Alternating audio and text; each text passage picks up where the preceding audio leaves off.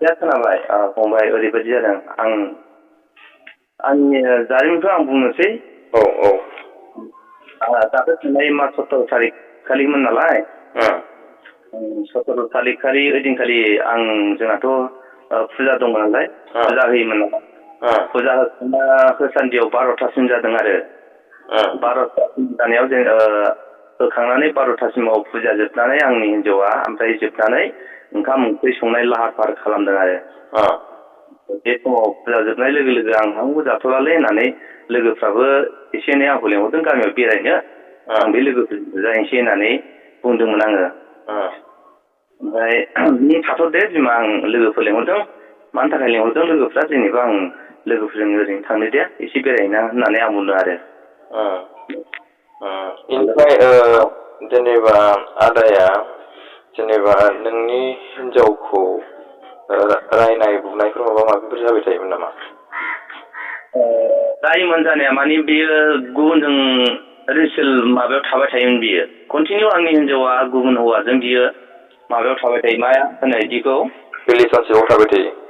रिलेसनशिपआव आंनि बेबायदि थाबाय थायो। नै बिनि थाखाय आंबोथ' डाउट दंना नों नुखा खोनाखा मिथिजोबखानाय बे हौवाखौ ओरैबायदि साजा होजोबखानायखा बेबायदि साजा मोननायानो सप्तासे 15 दिनल' जादों आरो ओमफ्राय 15 दिनसो जानायनिफ्राय ओमफ्राय बिनिफ्राय लेखा फरा लायदा गामिनिफ्राय दिनैनिफ्राय नोंसोरखौ बेफोरबायदि नुबावबा आरो बिनिफ्राय नोंसोरखौ माबा मोनसे खालामनाय जागोन होननानैथ' रायजोआथ' लिरखागोन नालाय बिनिफ्राय लेखा फरा माबा मोनसे गासिबो सहि थुहि लाजोबलायनानै बिसोरखौ ओरैनो नर्माल माबायाव हगारदों आरो बिनिफ्राय आंनाथ' फिसाजोखौ आं इंलिस मड एभारेन्स इंलिसाव आं फोरोङो नालाय बिनिफ्राय आरो आंनाथ' ओरैनो हस्टेलाव दोननो हानाय आंनाव जेबो केपासिटि गैया नालाय नै बिनि थाखाय आंनाथ' दोनहैनांगौ नालाय थांलाय फैलाय खालामनांगौ फैलाय थांलाय खालामनांगौ नैबेनि थाखाय आंबो ओरै गैया नालाय आंबो बिदिनो खामला हाजिरा मावनानै जानांगौ आरो बिदिनो थाइसे थाइनै जानायनि थाखाय आं आदारखौ आं नागिरनांगौ ओमफ्राय आं होनो हिन्जावखौ नों दोनलांदो बिमा आं खामला मावनोसै खामानि मावनो आं थांनोसै होननानै आं बुङो ओमफ्राय बिमाया आंनि हिन्जावा दिनैसिम आंखौ गाज्रि खोथा बुङामोन आरो आंखौ मानिनानै थाङोमोन नाथाय बिनि गोसो सिङाव मा दं बेखौ बे बुंफुनाबो आंनो खिथाया आंबो बेखौ मिथिया गावनि बुंनाय लोगो लोगोनो रावाव आं बिनि महन मुस्रि रावखौ आं अननानै गोजोननानै आं थायो ओमफ्राय ओरैनो लोगो लोगोनो बियो बै हौवाजों बियो मा होनो रिलेसनशिपआव थाबाय थायो बियो कन्टिनिउ ओमफ्राय बेफोरबायदिखौ नुग्रायाथ' आंथ' नुलाना बे मा खामानि मावहैदों मा जाहैदों आंथ' नुलाना बेयाव साइडआव थाग्रा मेरला रायजो राजाफोरथ' दंना बेखौ बिसोरखौ नुग्राया रायजो राजाफोरनि मेगनखौथ' खाथेनो हाया नालाय बिनिफ्राय ओमफ्राय बिसोरो रायजो राजाफोर नुनानै गुबुन मानसिफोर नुनानै आंनो कमप्लेन हरो खिथाहरो ओमफ्राय बे बाथ्राखौ नों खोनानानै बुङोब्ला बे हिन्जावा आंखौ ओरैबायदि रागा जोङो रायो बुयो रायो बुवानायाथ' बुवा जेनेबा रायो गाज्रि बुङो आंखौ आं माला बिदि जाया सोर बुङा सोर मानसि बुङा होननानै गाज्रि बै मानसिखौ रायो ओमफ्राय आं अननानै आं थायो ओमफ्राय बियो आंखौ थगायजोबो 100आव 100% आंखौ थगायजोबो आरो बियो जेनेबा सिगां ओरैनो खारखांबायमोन नामा? औ खारखांबाय खारनाया 6-7 बारसो जाखाबाय ओमफ्राय बुजानायाबो ओरैबायदि बुजाबाय हमजानायाबो ओरैबायदि दोखो बुजानानै बियो हिन्जावबो हौवाबो बुजानानै आंथ' गैया थाखा फैसा खालामनानै बेखौ फाहामनाया आं खालामजोबनाङो आं बेसिमाव आं बिसोर गोसोलायनाय माबा मोनसे बिसोर सिङाव थालायनाय बाथ्राया दिनै सानसे साननैल' खोथा नङा गैयाबा 5 बोसोर 6 बोसोरसिम जाबाय अब्लाबो बिसोर दिनैसिम बे माबाखौ खामानिखौ गारा आंखौ थगाय दोनो आं मालाय बेसे सहायनो रायजो राजानि मोखांखौ बेसे थगायनानै दोननो बिसोरलाय जेनेबा बेखौ सोरबायदि हौवाया लांबाय थायामोन मा मावोमोन बे हौवाया बे हौवाया जोंनिनो एनडिबिआनो एनडिबिआनो बे मानसिया बेफोरबायदि आंनि न'खरखौ संसारखौ बिदि सिफायनाङामोन जेनेबा आं बेखौ बुंनो सानो दा बेयावथ' बे रेकर्डआव माबायाव थांगोन नालाय जेनेबा बेयो गावनि हिन्जाव थासेयावबो जेनेबा एक्स एनडिबि मोनसे हारिनि थाखाय सेक्रिफाइस खालामनाय मानसिया मालायनि न'खर संसारखौ माबायदि सेफायनो मोनखो बेयो बेथ' गाव बुजिनांगौना आं बुजिनांगौ दिनै दा मा सिस्टेमाव ओंखारदों गावनो बुजिनांगौना बे ससियेल मिडियाआव ओंखारजोबनाय गावनो नुखानाय नाथाय दिनै बे आंनि न'खरखौ बेखौ नुखानाय हिसाबै गावनो गोरासो जानांगौ मानो आंनि संसारखौ जेनेबा जों पार्टि हिसाबै जोङो बियो रुजुनानै जों खामानिखौसो मावनांगौ मानो दिनैसिम बे आंनि आरो पार्टिनि अनगायै बियो खामानिखौ मावगासिनो दं दा पार्टिखौ फानगासिनो दं बियो बियो ओरैनो जेनेबा नोंनि हिनजावखौ लाना खारनाया खनथाम खनब्रैसो जाबाय आरो ना जाबाय मेरला जाबाय आदा खोनाबाय बियो टाउन जोंनि बङाइगाव अनेकथा जायगायाव लाङो आंनि हिनजावखौ आक्रमन खालामो गाज्रि खालामो बियो आं बेखौ सहायनांगौ बिदिखौलाय रायजो राजानि न'आवबो बियो सिखोमानानै दोननो हायाना दा बिनिफ्राय आदाया दा जोंनि बर' समाजनि बिदा फंबायमोननिसिम मा रिकुवेस्ट खालामहरनो सानो जाहाथे नोंनि हिनजावखौ आं जोंनि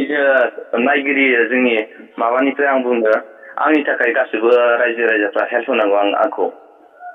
आंनि गथ'खौ आंनो नांगौ गथ'आ फरायगासिनो दंमोन क्लास 5 12 बोसोर जाबाय आंनि गथ' फिसाजो हिनजाव सासेल' आङो एथ' दुखु खस्थ' खालामनानै आङो खामला मावनानै हन्दा दंफां मेसिन हानानै आं गथ'खौ फोरोङो हाग्रा बंग्रा थानानै मोनजाया मोनलोङा बेनि थाखाय आंनो गथ'खौ नांफिनगौ रायजो राजाफ्रा आंखौ मदद होनांगौ हेल्प होनांगौ आंखौ नायगिरि बे आंखौ हेल्प होथारनांगोन ओमफ्राय आं रिकुवेस्ट खालामो रायजो राजाफ्रा आंखौ हेल्प होथारनांगोन माने बिनि फरायनाया 10 थारिखआवनो परिखाया रुटिना सानब्रै जाबाय हरनाया दिनैसिम मास्टारफ्राबो दुखु मोनदों बिनि फरायनाया जानला मोनला नङा बे गथ'आनो साबसिन माबायोमोन खेला दुला गेलेनाय माबा मोनसे बादायलायनायाव आंनि गथ'आनो जेरावबो देरहाजोबोमोन मोजांमोन नाथाय बिनि गथ'खौ खालामनाया सोर बिमाया खालामनो नागिरदों आंथ' बिमाजों समान बरबाद खालामोआ आंनि गथ'खौ आंनो नांथारगौ ओमफ्राय ओरैनो जेनेबा नोंनि फुल एड्रेसा जायगाया आंनि फुल एड्रेसा आंनाथ' चिरां ओमफ्राय चिरां डिस्ट्रिक्ट ओमफ्राय खयलामेला 1 नं हाथिमारा होनो ओमफ्राय जेनेबा बै हौवाया जे नों दा बे हौवाखौ लांदों ना सन्देह बे हौवानिया सन्देह माने आं सन्देहखा बियो सानैजों रिलेसनशिपआव थाबाय थाखायो बे हौवायानो लांखादों बेखौ बै हौवानि हिनजावनि न'खरनिजों बै हौवाजों कमप्रमाइस दङ आंखौ बियो हौवाया आंखौ सावना होदों आंखौ गाज्रि बियो हौवा बिमा बिफानि सिगाङाव बै हिनजावनि बिमा बिफानि सिगाङाव बुंदों हिनजावखौ बियो जौ लोङै बेदर जायै गामियाव लोगोफोरजों उन्दुयो थायै हिनजावखौ अयथासार खालामो अयथासार बुयो लं थं देहायै खालामनानै हिनजावखौ बुयो ओमफ्राय बिनि थाखायसो हिनजावा गिनानै खारदों होननानै बे हौवाया डाइरेक्ट बै हौवानो डाइरेक्ट कमप्लेन हरदों नै बिनि थाखाय बै हिनजावनि न'खरनि थागिरि बिमा बिफा बिसोर बिमा दै जाथि खुरमाफ्रा आंखौ गाज्रि मोनदों बिनि थाखाय आंखौ दा बोखानो बेफोरबायदि खामानि मावदों बिसोरो बै हौवानि माबाखौ रावखौ लानानै बै हिनजावनि न'खरा आंखौ बोखानो नागिरदों खिन्थु बैसोर बुजियाखै न'खरनि मानसिफोरा आंखौ बोखानो नागिरदों बै हौवानि रावखौ लानानै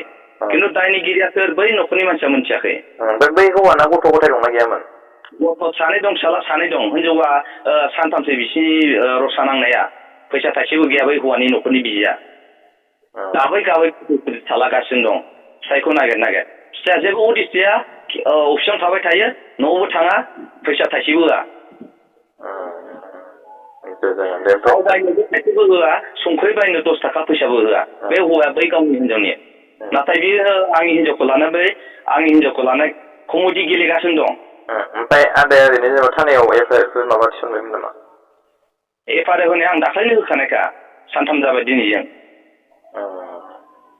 बै हौवानि सायाव होदोंमोन नामा हौवानि सायाव होथ'वाखै आं जेनेबा आंनि हिनजावा गोमादों बेफोर नर्मालि होदोंमोन आरो आंनि फिसा गोनां हिसाबै गथ' गोनां हिसाबै गथ'खौ थाबै नागिरनांगौ हिसाबै आं बेफोरबायदि होदोंमोन आंखौ बेबायदि आंखौ थगायदों बुंदोंब्ला बियो बुंफैनांगोन आंना रायजो राजा दंना रायजो राजाया बिजिरगोन दाया सोर बुजिगोन बेखौलाय रायजो राजायाबा थानायाव थांगोन बैनि फट'खौ हरबानो जाबाय नोंसिनि गथ'निखौबो जानाय गथ'आ 12 बोसोरबा गथ'निखौबो हरनोसै आं होनबालाय खोनाबाय फंबाय बै हिनजावनि फट'आथ' थांखाबाय ना हिनजाव फट'आ फैबाय आरो आंनि गथ'निखौल' नांगौ ना दा नोंनिखौ मेसेज माबानो जाबाय आंनिखौ ना गथ'निखौल' नोंनिखौबो गथ'निखौबो दे सार